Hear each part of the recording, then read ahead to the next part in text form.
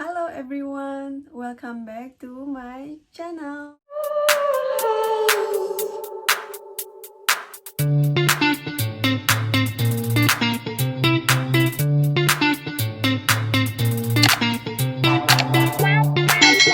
So, teman-teman, sesuai judul di sini aku mau ngebahas 9 transportasi umum yang digunakan oleh Londoner. Karena banyak sekali yang request cost of living ya di London, jadi aku di sini mau mulai ngenalin ke kalian transportasi umum yang digunakan di London sendiri. Terus nanti biasanya berapa sih yang aku habiskan dan suamiku habiskan, karena kita itu cuma pakai public transport ya, kita nggak ada kendaraan pribadi. So, kita mau jelasin juga ke kalian nanti di akhir berapa sih cost of transport per minggu, per hari, dan bahkan per bulannya. Teman-teman, London itu luas sekali ya. Jadi di London itu mereka gunakan zona, atau dalam bahasa Inggrisnya zone atau area ya. Jadi zona ini London sendiri itu ada 9 zona, 9 zone. Nah, sekarang kami ini tinggal di zona nomor 2, which is very close to central. Centralnya itu kalau kalian teman-teman datang as a turis, pastinya kalian gak mau dong tinggal jauh-jauh dari touristic place ya. Jadi kebanyakan tourist attraction atau tempat-tempat wisata di London itu berada di zona 1, seperti Buckingham atau Marlborough Arch, yang waktu itu aku udah syuting di depan hotel tempatku kerja ya. Itu benar-benar di tengah kota. Terus ada Westminster Abbey, itu tempatnya Queen. Terus ada London Eye, itu semuanya berada di zona nomor 1. Macam-macam transport yang kita gunakan as a Londoners itu apa aja sih? Oke, yang pertama ini bus.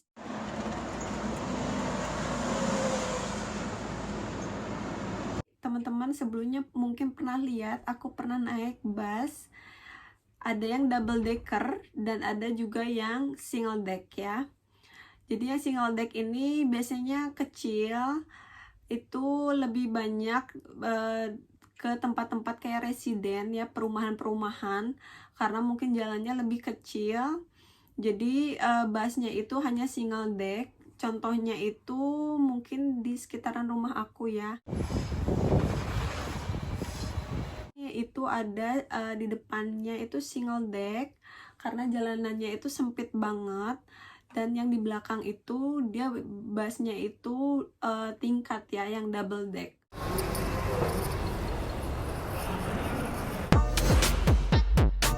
Yang kedua itu underground.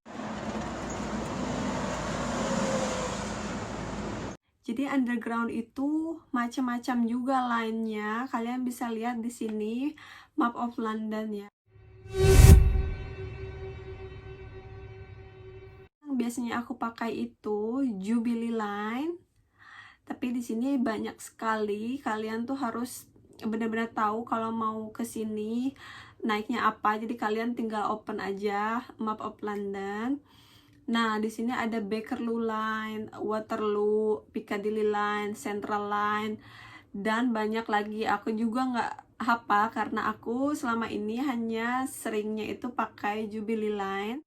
Keep in mind also, jadi line-line underground tersebut itu nggak selalu 24 jam ya teman-teman. Jadi hanya ada beberapa, contohnya Jubilee Line, Central Line itu 24 jam weekend.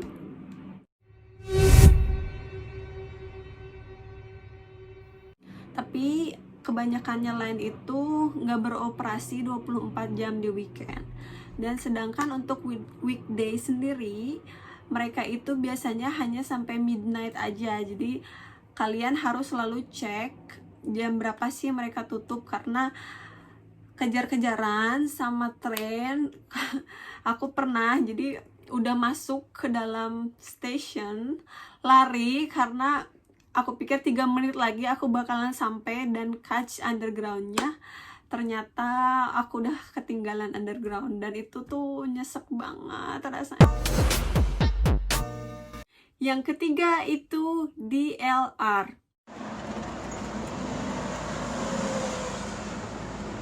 Kalau tadi underground itu di bawah tanah, nah tentunya kalau yang ini itu di atas ya, jadi ada jembatannya seperti ini teman-teman.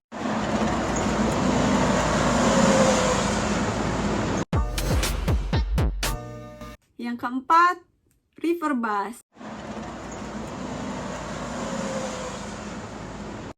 Nah teman-teman, kalau kalian bosen naik transportasi kereta atau mobil atau bus, tentunya di London sendiri itu sungai River Thames membentang ya. Nah kalian juga bisa sambil lihat pemandangan nih di sungai, lihat-lihat kota London pakai river bus. Kemarin aku tunjukin ke kalian itu ferry ya, itu khusus untuk wisatawan.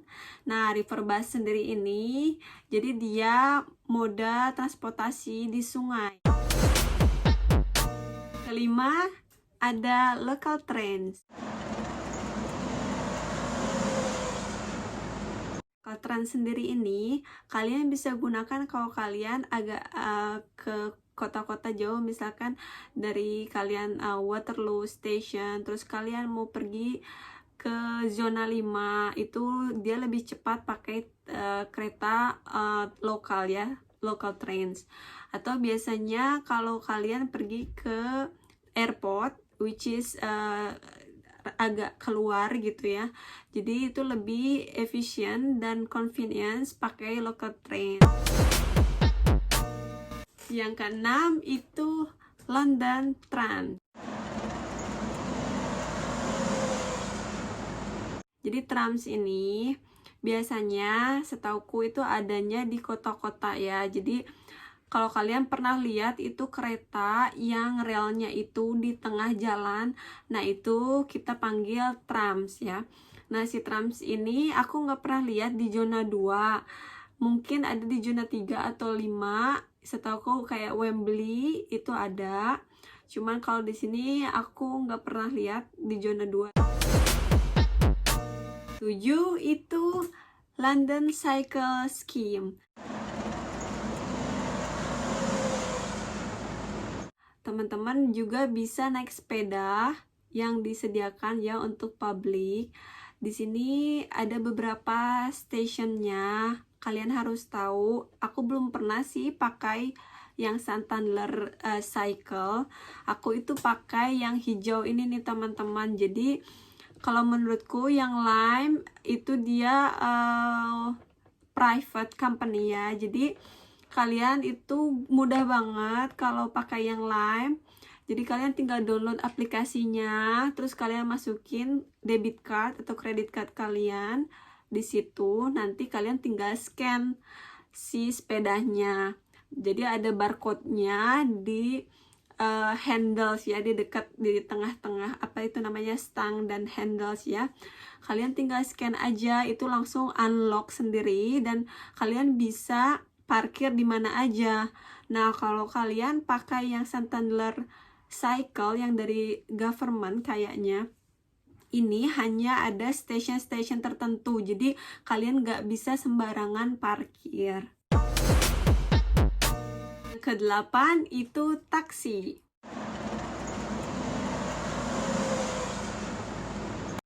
Ini taksinya itu terkenal banget ya, ikonik banget di kota London. Kalian pastinya kalau di TV-TV atau di film-film yang British movie ya, kalian pernah lihat dong taksi ikonik ini yang warnanya hitam. Jujur aku sih belum pernah naik taksi itu karena aku udah takut duluan, takut harganya mahal dan aku nggak bisa bayar. Jadi ini aku nggak pernah naik ya, karena yang tadi aku bilang trains, bus itu udah komplit banget. Kenapa aku harus naik taksi? Mungkin kalau untuk emergency suatu hari aku pasti naik, tapi selama ini sih aku belum pernah naikin iconic taksi from London ya. And the last but not least, yang ke-9 itu Emirates Cable Car.